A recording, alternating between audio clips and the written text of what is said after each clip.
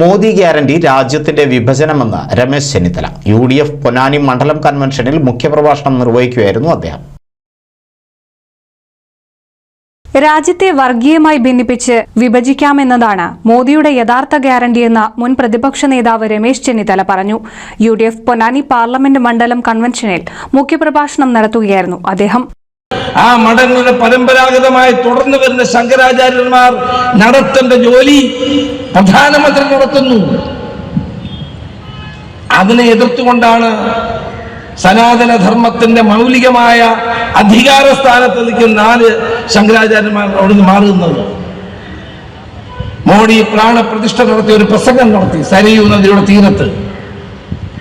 ആ പ്രസംഗം 2024 പാർലമെന്റ് തെരഞ്ഞെടുപ്പിന്റെ ഉദ്ഘാടനമായിരുന്നു.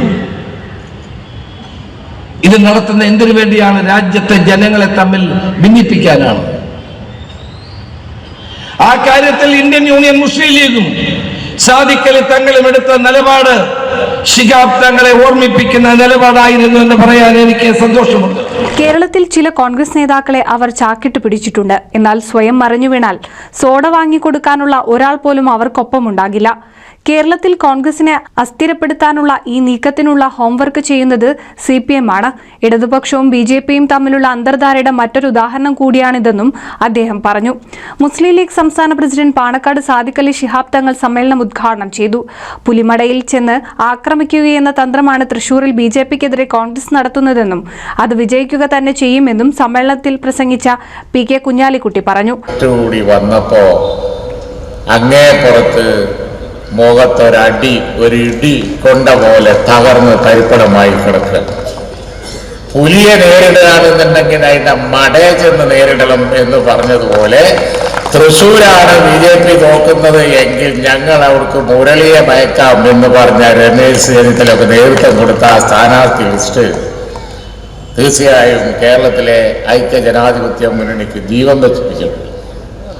അത് മാത്രമല്ല, ഓരോ സ്ഥാനാർത്ഥികളെയും നമ്മൾ എടുത്തു നോക്കുകയാണെന്നുണ്ടെങ്കിൽ LDF ഈ തെരഞ്ഞെടുപ്പിനെ ഗൗരവത്തിൽ കണ്ടിട്ടില്ല എന്നുറപ്പാണ്. UDF ജില്ലാ ചെയർമാൻ PT അജയ് മോഹൻ അധ്യക്ഷനായി.